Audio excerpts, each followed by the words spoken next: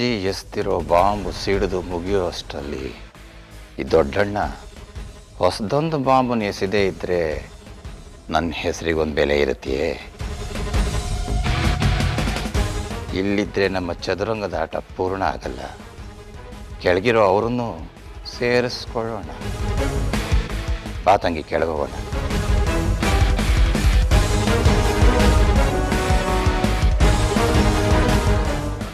ಮಾವ, ನಾನಾ?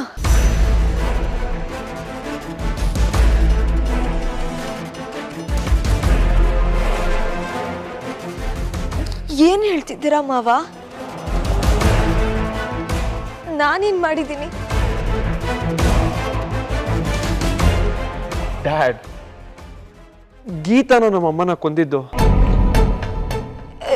ವಿಜಿ, ನನಗೂ ಇದಕ್ಕೂ ಸಂಬಂಧನೇ ಇಲ್ಲ ವಿಜಿ. ಇಷ್ಟಕ್ಕೂ ನಾನು ಸಮರ್ಥನೆ ಅನ್ನೋದು ಕೊಲೆಪಾತಕರಿಗೂ ತಾವು ರಕ್ಷಕರು ಅನ್ನೋ ಭ್ರಮೆ ತರಿಸ್ಬಿಡುತ್ತೆ. ಏನು ಹೇಳ್ಬೇಡ ನೀನು. ನಮ್ಮ ಭಾವಾಜಿ ಸುಮ್ಮನೆ ಹೇಳ್ತಾರೆ ಅಂತ ಹೇಳ್ತಾ ಇದೀಯ ನೀನು? ನಮ್ಮ ಭಾವಾಜಿ ಮಾತಾಡೋ ಪ್ರತಿಯೊಂದು ಮಾತಿಗೂ ಒಂದು ಸ್ಪಷ್ಟವಾದ ಅರ್ಥ ಇರುತ್ತೆ.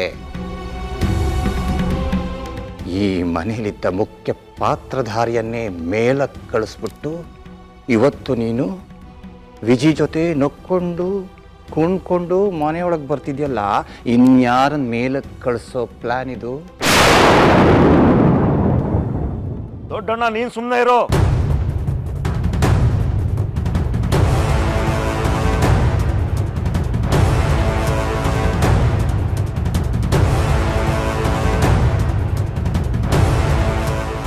ನನ್ನ ತಲೆ ಸಿಡಿತಾ ಇದೆ. ನನಗೇನು ಅರ್ಥ ಆಗ್ತಿಲ್ಲ. ವಿಜಿ, ಇವ್ರ ಮಾತೆಲ್ಲ ನಂಬೇಡ. ಇಷ್ಟಕ್ಕೂ ನಾನು ಏಯ್, ಇನ್ನೊಂದು ಮಾತು ಹೆಚ್ಚಿಗೆ ಆಡಬೇಡ ನೀನು. ನಿನ್ನಂತ ಕೊಲೆ ಪಾತಕಿನ ಇನ್ನೂ ಮನೇಲಿ ಇಟ್ಕೊಂಡಿದಾರಲ್ಲ, ಅದು ನಮ್ಮ ಬಾಬಾಜಿಯವರ ದೊಡ್ಡ ಗುಣ.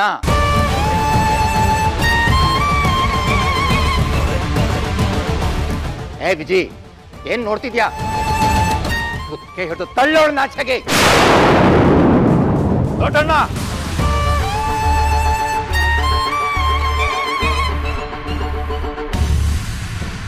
ಇದು ನಿನಗೆ ಸಂಬಂಧ ಇಲ್ದಿರೋ ವಿಷಯ.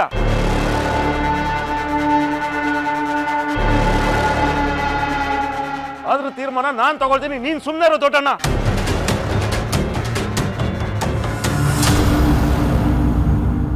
ನಿನ್ನ ತುಂಬಾ ನಂಬಿರೋನು ಗೀತಾನ. ನಿನ್ನಿಂದ ನಮ್ಮ ಮನೆ ವಾತಾವರಣ ಬದಲಾಗಿದೆ. ನನ್ನ ಮಗ ಇವತ್ತೊಬ್ಬ ಒಳ್ಳೆ ಮನುಷ್ಯ ಆಗಿದ್ದಾನೆ. ಈ ಕುಟುಂಬದ ಕಷ್ಟಗಳನ್ನ ಕಳೆದು ಈ ಮನೇಲಿ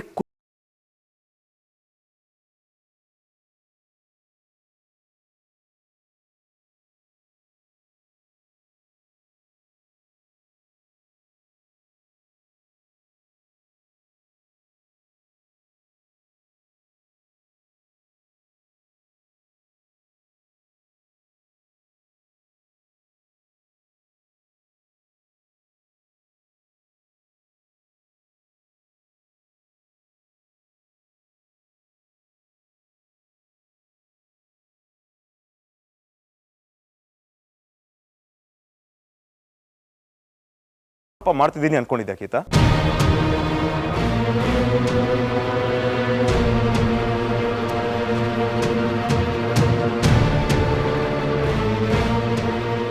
ಇಲ್ಲಿ ನೋಡು,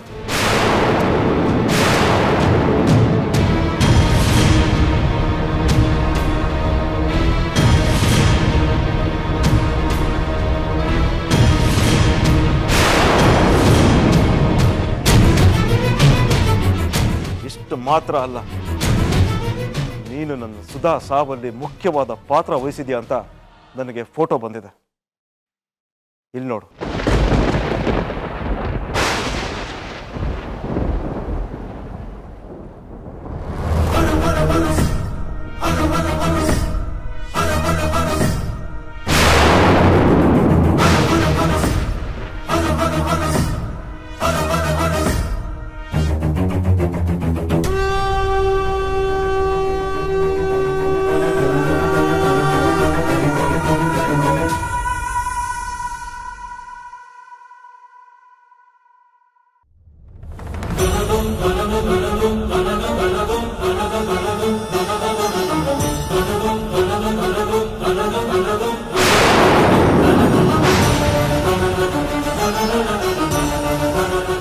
ನೋಡಿದ್ಯಾ ಬಾನು? ನೋಡಿದ್ಯಾ ಬಾನು?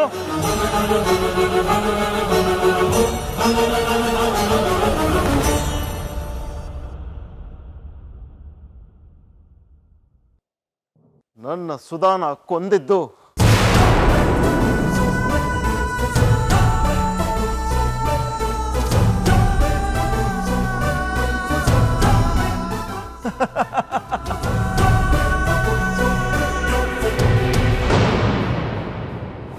ಗೀತಾ ವಿಜಿ ಇಬ್ರು ಒಂದಾಗ್ಬಿಟ್ರು. ಆ ಖುಷಿಗೆ ನಿಮ್ಗಿಬ್ರಿಗೂ ಪಾರ್ಟಿ. ಸಿಂಕು, ನಿನಗೆ ಎಷ್ಟು ಬೇಕೋ ಅಷ್ಟು ತಿನ್ನು.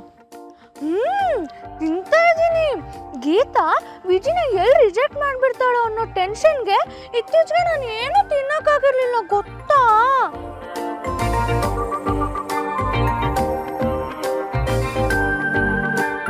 ಏ ದಿವ್ಯಾ, ನಿನಗೇನಾಯ್ತೆ?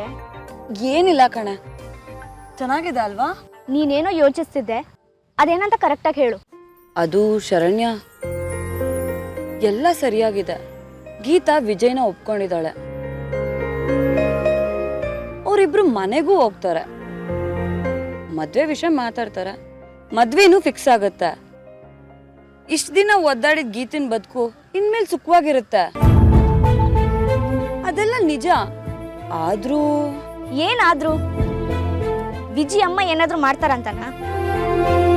ಟೆನ್ಷನ್ ಮಾಡ್ಬೇಡ ಕಣೆ, ಗೀತಾ ವಿಜಿನೇ ಗೆದ್ದಿದ್ದಾಳೆ, ಇನ್ನು ಅವ್ರ ಅಮ್ಮ ಯಾವ ಲೆಕ್ಕ?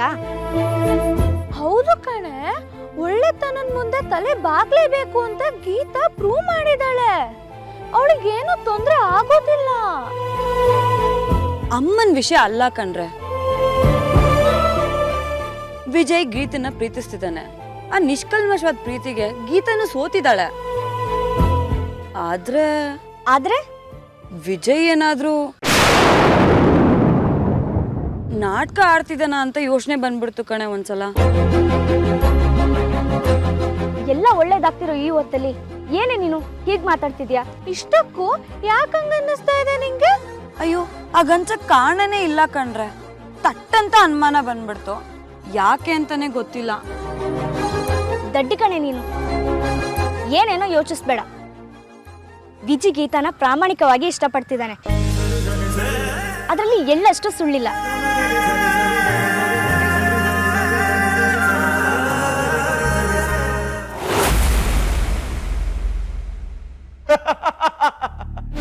ಬಾಬಾಜಿ, ಯಾಕೆ ನಗ್ತಿದ್ದೀರೋ? ಡ್ಯಾಡ್, ಏನಾಯ್ತು? ಯಾಕೆ ನಗ್ತಿದ್ದೀರಾ? ಏನ್ರಿ ಇದು? ಇದ್ರಲ್ಲಿ ನಗುವಂಥದ್ದು ಏನಿದೆ?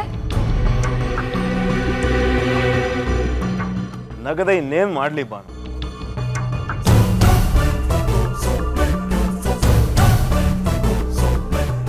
ಅಲ್ಲ ರೀ, ಅಕ್ಕನ್ನ ಈ ಗೀತಾ ಕೊಂದಿದ್ದಾಳೆ ಅಂದ್ರೆ ನನಗೆ ಆ ಮಾತನ್ನ ಕೇಳಿ ಎಷ್ಟು ಕೋಪ ಬರ್ತಿದೆ ಗೊತ್ತಾ?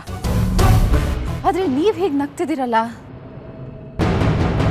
ಸುಧಾನ ಗೀತಾ ಹೇಗ್ ಕೊಲೆ ಮಾಡೋದಿಕ್ ಸಾಧ್ಯ ಹೇಳು?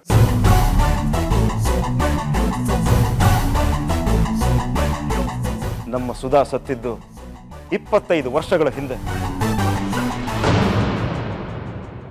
ಪಾಪ, ಆಗ ನಮ್ಮ ಗೀತಾ ಇನ್ನೂ ಹುಟ್ಟೇ ಇರಲಿಲ್ಲ.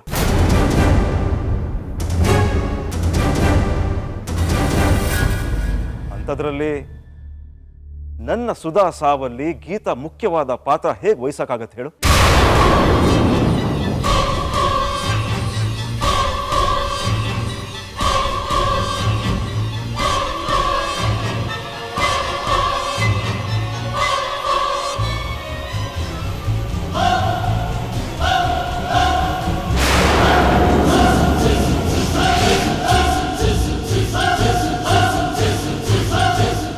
ಅಂದ್ರೆ ಮೊದಲನೇದಾಗಿ ಗೀತಾ ಯಾವತ್ತೂ ಯಾರನ್ನು ಕಾಪಾಡೋಳು. ಅವಳು ಯಾವತ್ತು ಯಾರನ್ನು ಕೊಲೆ ಮಾಡೋಳಲ್ಲ.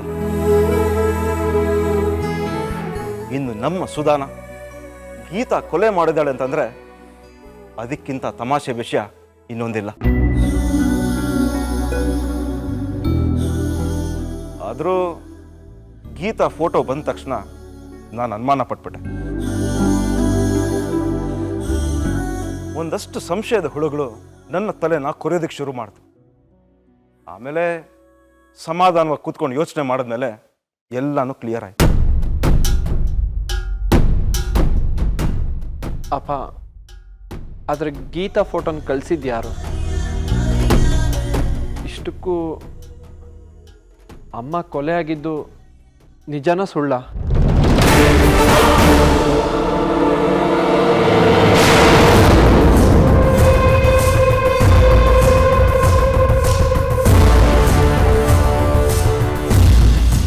ಒಬ್ಬ ಮೂರ್ಖ ಇದ್ದಕ್ಕಿದ್ದ ಹಾಗೆ ಬಂದು ನನ್ನ ಸುಧಾ ಸಾವು ಸಹಜವಾದ ಸಾವಲ್ಲ, ಅದೊಂದು ಕೊಲೆ ಅಂದ. ಅದನ್ನ ನಾನು ನಂಬಿದೆ.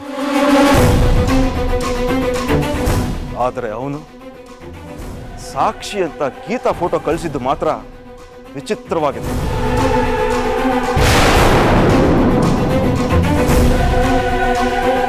ವಿಜಯ್, ನೀನೇನು ಯೋಚನೆ ಮಾಡಬೇಡ. ಈ ವಿಷಯನ ನಾನು ನೋಡ್ಕೋತೀನಿ. ಗೀತಾ, ಐ ಆಮ್ ಸಾರಿ ಕಣಮ್ಮ. ಪರವಾಗಿಲ್ಲ ಮಾವ. ಈ ವಿಷಯ ನಿಮ್ಮೆಲ್ರಿಗೂ ತಿಳಿಸ್ಬೇಕಾಗಿತ್ತು. ಅದಕ್ಕೆ ಈ ರೀತಿ ನಿಮ್ಮೆಲ್ರಿಗೂ ತಿಳಿಸ್ದೆ. ತಪ್ಪು ಮಾಡದೇ ಇದ್ದಾಗ ಹೆದರ್ಕೊಳ್ಳೋ ಪ್ರಶ್ನೆ ಎಲ್ಲಿಂದ ಬರುತ್ತೆ ಮಾವ?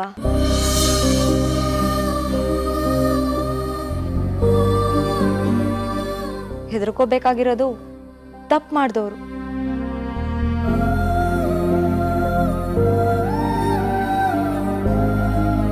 ಆದ್ರೆ ಈ ವಿಷಯದಲ್ಲಿ ನನ್ನ ಹೆಸರು ಹೇಗ್ ಬಂತು ಅಂತ ಒಂದ್ ಸಣ್ಣ ಗೊಂದಲ ಆಯ್ತು ಅಷ್ಟೇ. ಆ ಫೋಟೋ ಕೊಡಮ್ಮ. ಸುಖವಾದ ಸಂಸಾರ ಅಂದಮೇಲೆ ಹುಳಿ ಉಂಡವರು ಇದ್ದೇ ಇರ್ತಾರೆ. ಆ ರಮೇಶ ಹೇಳಿದ್ದನ್ನ ನಾನು ನಂಬ್ತೀನಿ ಅಂತ ಅನ್ಕೊಂಡಿದ್ದಾನೆ. ಅವನ್ನ ನಾನು ವಿಚಾರಿಸ್ತೀನಿ. ನೋಡಿ, ನೀವು ಈ ವಿಷಯನ ಮರ್ತ್ಬಿಡಿ. ಹೋಗಿ ನೀವಿಬ್ರು ರೆಸ್ಟ್ ಮಾಡಿ.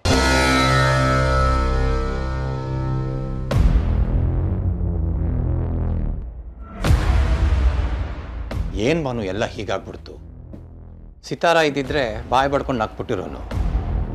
ಇಷ್ಟೊಂದು ಅಡ್ಡಿ ಯಾವಾಗಾದೆ ನೀನು? ಅಲ್ಲ, ನಿಮ್ಮಕ್ಕ ಸುಧಾ ಸಾಯುವಾಗ ಈ ಗೀತಾ ಇನ್ನು ಹುಟ್ಟೇ ಇರಲಿಲ್ಲ ಅನ್ನೋದು ನಿನ್ನ ತಲೆ ಹೊಳಿಲಿಲ್ವೇ?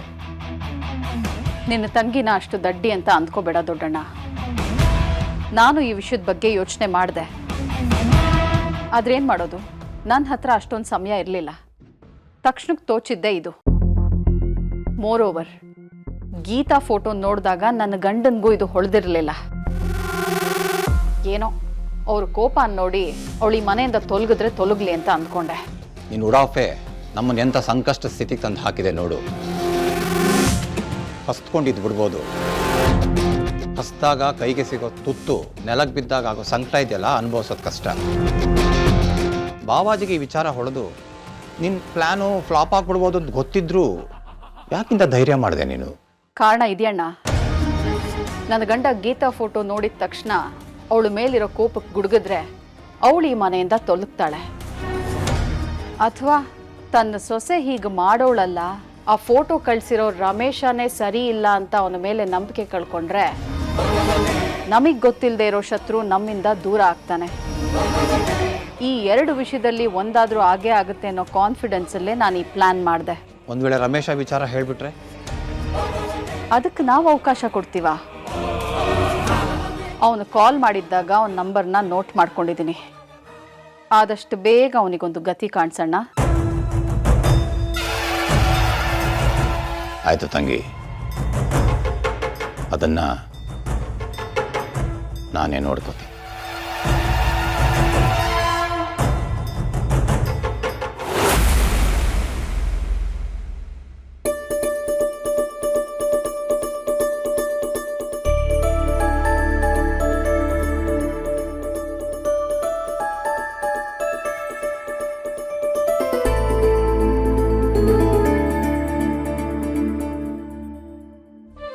ವಿಜಿ, ಹಲೋ ವಿಜಿ. ವಿಜಿ,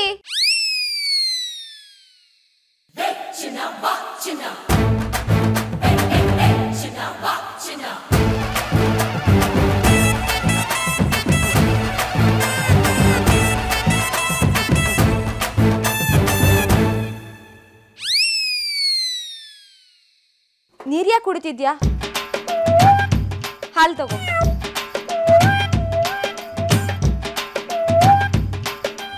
ಏನಾಗಿದೆ ವಿಜಿ ನಿಂಗೆ? ಏನೂ ಇಲ್ಲ. ಏನೂ ಆಗಿಲ್ವಾ? ಹಾಗಾದ್ರೆ ನಿನ್ ತಲೆಗೆ ಜೋರಾಗೆ ಪೆಟ್ಟು ಬಿದ್ದಿರ್ಬೇಕು, ಅದಕ್ಕೆ ಈಗೆಲ್ಲ ಆಡ್ತಿದ್ಯಾ.